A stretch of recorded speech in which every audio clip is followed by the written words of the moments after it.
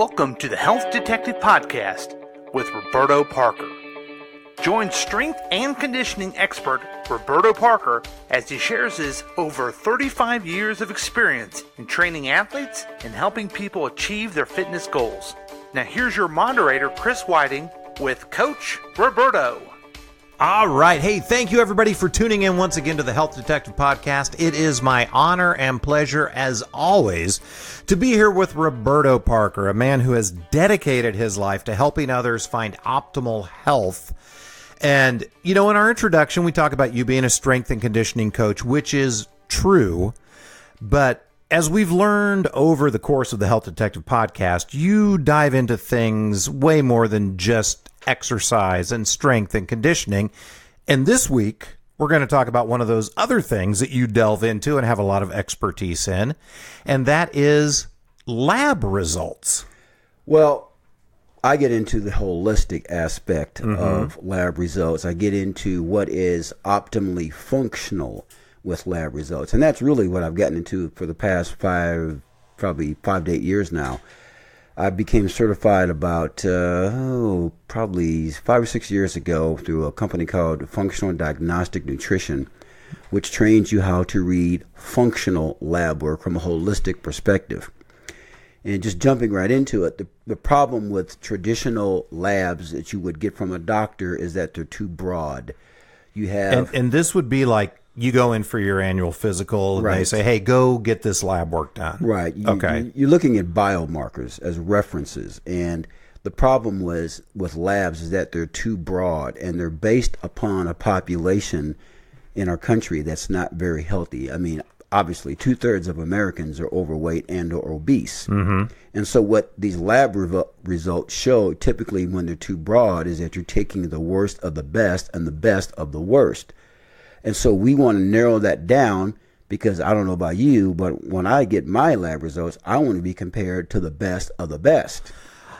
I think aspirationally, that's where I would like to get to, where I want to be compared to the best of the best. I think there's part of me right now that's like, okay, well, compare me to the sick people, and then I'll feel pretty good about myself. But I know that's not going to get me where I want to go, ultimately. Right. Yeah. Well, I mean, it's all up to the individual. But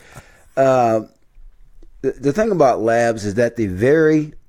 Lab ranges, for example, if your cholesterol is 220, you might say, okay, that's a little bit high. But believe it or not, in certain lab reference ranges, depending upon the lab and the state that you live in, 220 might be right on the edge of being within range of, okay, Chris, you're good to go.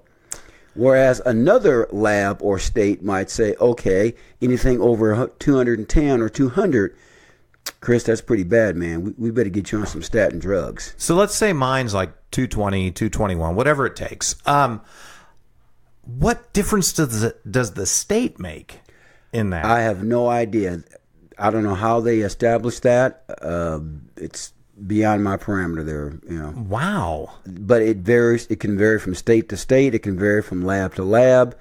It all depends. That is why I came across this company years ago that I became certified through, and they base it upon, like I said, a healthy population base. And to give you another example, let's take blood pressure. And I wrote some numbers down here.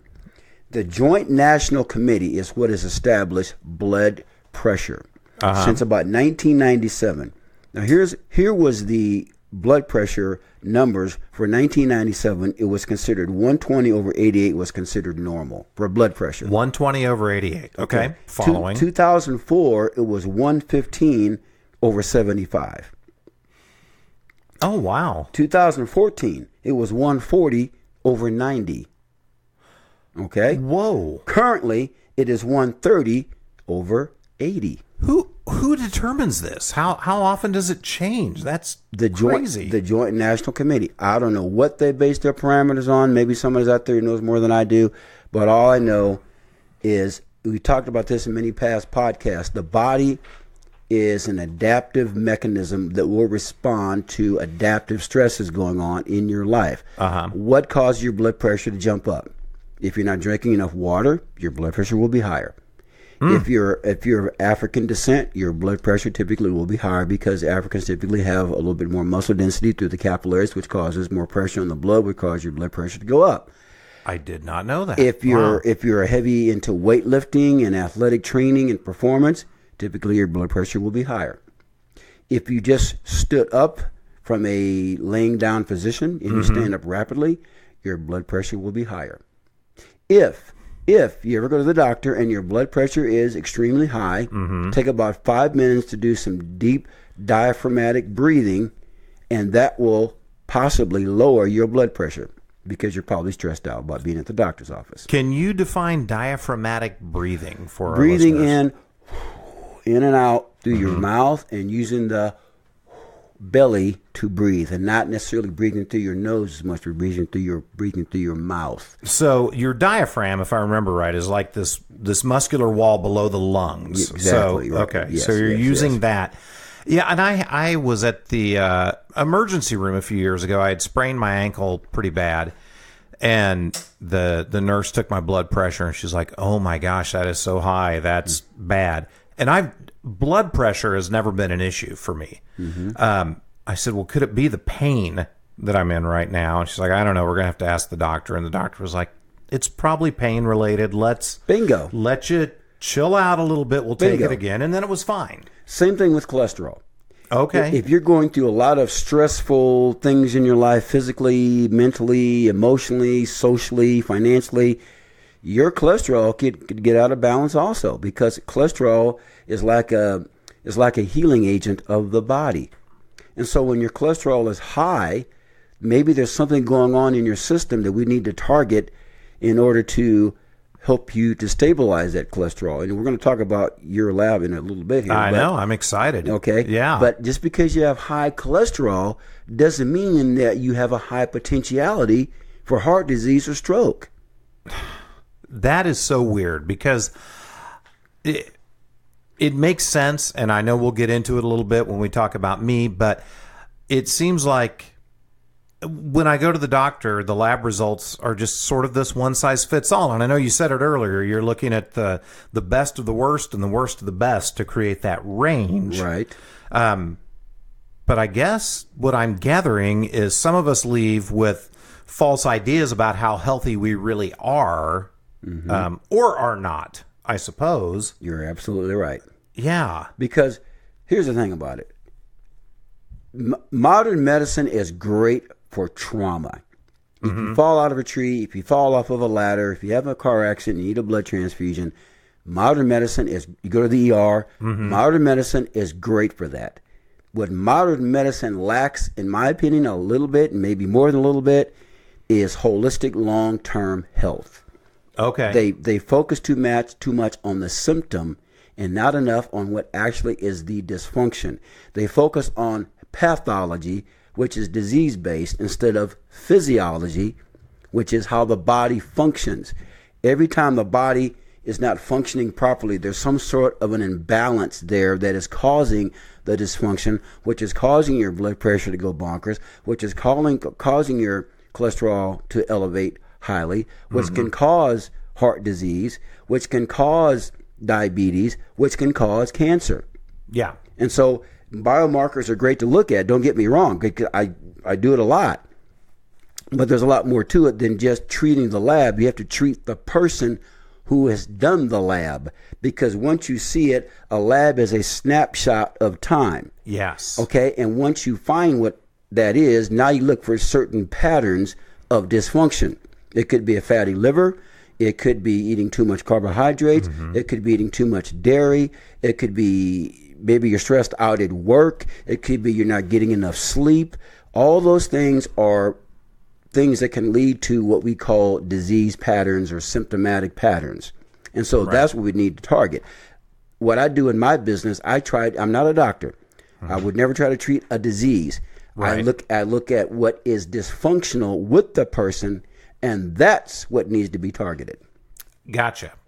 So if someone has labs done by a doctor, are there particular things that you think they should really pay attention to, or are they going to get what they need from those labs that the doctor sends them to do? The lab work is good to look at, like I said, but one of the main things, few things that I look at their blood glucose. Okay. Because most Americans' blood sugar glucose is way too high. And that's from eating too much processed foods, too much grain, too much dairy, too much sugar. Way too high. I look at A1C. I look at triglycerides. I look at uric acid. If your uric acid is extremely high, that means that chances are that you're not alkaline enough. Okay? Which means that you could be a prime candidate for all kinds of things. Cancer, osteoporosis. So I had a uric acid kidney stone years ago. Okay. Yeah, they said my acid was too high, and they gave me a list of stuff to eat and not eat. And right. It all varies. In fact, uric acid can also be elevated by consuming too much red meat. Oh, boy. So, but everybody's different, like I said. So everything I'm saying here today, don't take it as generality necessarily that, okay, I just said red meat can affect uric acid. Does that mean I shouldn't eat red meat anymore? No, it doesn't mean that. It means that maybe your body's not processing that meat like it should. Maybe your body's not processing the amount of carbs that you're consuming. Yeah. Okay? That's the issue, because as we age, our bodies change, and digestion is another good topic we can do in the future. In fact, I was going to talk about maybe doing that next time we do our podcast here. Oh, okay. In a couple weeks here. But if your body's not breaking down foods like it should, that means that those things are becoming toxic in your body, which can lead to stressing the body, which can lead to too much debris in the body, which can lead to things like cancer, like Alzheimer's, like Parkinson's, those type of things, like multiple sclerosis, all those autoimmune disorders, because now your gut gets out of whack. And when your gut gets out of whack, your brain gets out of whack. When your brain gets out of whack, your nervous system gets out of whack. When your nervous system gets out of whack, your immune system goes to crap. When that goes to crap, boom. So let me ask you this. This is interesting to me. You know, you've said multiple times on this podcast, we get healthy from the belly button out. Now, I have taken that to mean from our core muscles out, but you mentioned gut health, yes, like starting this domino effect. So right. When you say healthy from the belly button out, are you referring to the inside of the gut? Yes, I'm referring to not just the abdominal wall, but also the stomach, the small intestines, the large intestines, because in fact, all of digestion takes part in the small intestines, because there's 3 compartments in your small intestines that help to digest food. It's your duodenum, it's your jejunum, and your ileum. Those 3 areas of the small intestine help to break down protein, fats, and carbohydrates. But they're all separate compartments. So compartment 1, compartment 2, compartment 3. If those 3 compartments are not doing their job, now you have a toxic body. And so now that goes to the large intestines, and the large intestines is what is responsible for elimination, pooping. Yeah. Oh, okay. Gotcha. Okay. Following. If that's not going well, you got some serious stuff going on in there. You're building up a toxic waste dump. Yeah. Now you build up the toxic waste dump. Guess what happens? That's opening the door to all kinds of problems. So it's going to get in your system, and then we move on to the things like we've talked about before, like inflammation that happen as a result. Then that leads to disease process and all kinds of bad stuff. The body is really simple. We just make it so damn complicated. Oh, God. I feel like that's a tweetable moment from the Health Detective podcast right there. That's good stuff. Yeah. The body is simple, but we make it so damn complicated. And we absolutely do. Now let me talk a little bit more about lab work. Yeah. What is normal is not necessarily healthy, okay? Or not common, I should say. You got to look at the optimal range of the best of the best. Now, the thing about the functional diagnostic nutrition program, they have done that. They have taken a subset of the population that they considered extremely healthy, and that's what they're comparing these optimal ranges to. Okay? So you might be a little bit on the outside of that, maybe still function. Look, you can still function and be unhealthy. I mean, it's like a person who gets their arm amputated. If you get your arm amputated, you can still function. Ideally, you don't want to have just one arm. Right. Who does? Yeah. But you can still function. Gotcha. It's good adaptations or bad adaptations. Uh-huh. You can adapt in a good way or a bad way. So that's kind of the whole crux of what I want to talk about here. And the goal should be to target dysfunction from a physiological perspective and not necessarily just the disease process based on pathology. I like that. And I actually, spoiler alert for our next podcast, but we're going to go through some of my lab results because I did this with you. So Right. you sent me to get lab results done because when I looked at my lab results for my doctor, I was high in a couple of areas. Most areas I was within the normal range. But what you're saying is that normal isn't necessarily healthy. Exactly. Because we look at the population sample that we have, and there's not a lot of horribly healthy people. There's not. In the United States right now. Yeah. So Isn't that sad? it's very sad. And that's why we have such a health care issue in this country today. And I don't want to get into politics here, but I think if more people became educated about their bodies, not necessarily to the level of being a medical doctor or something like that, but just became more educated about their bodies, we'd have a lot less issues. Oh, I'm sure we would. A lot less disease, healthcare costs would go down. It all makes sense. So if someone is interested in talking to you and getting more functional labs done as opposed to just the snapshot that the doctor does and really diving deep. Yeah, absolutely. How do they do that? Contact me at 816-405-7703. Email is rwpsports@yahoo.com. I also can work with you virtually via the internet with this modern technology we have today. It's amazing. So I can work with you that way. In fact, I work with a young lady out in Los Angeles, California. We meet via Facebook camera. What do you call that? Live. Facebook Live. Facebook Live. We do that. We do that for 30 minutes a month. Oh, nice. And we go over her lab work. We go over her workout exercises, her routine, and that's what I do. She lives all the way out in California, so it's possible. It's doable. That's awesome. So really, you don't have to be in the Metro KC area to No. take advantage of Roberto. You can be anywhere that you have access to the World Wide Web. Absolutely. Okay. Well, this has been interesting. I've learned a lot personally recently. We're going to dive into that into the next podcast. Any parting words, Roberto? Eat right, sleep right, train right, live right, do right. All right. You guys heard it here first. We'll talk to you next time on the Health Detective Podcast.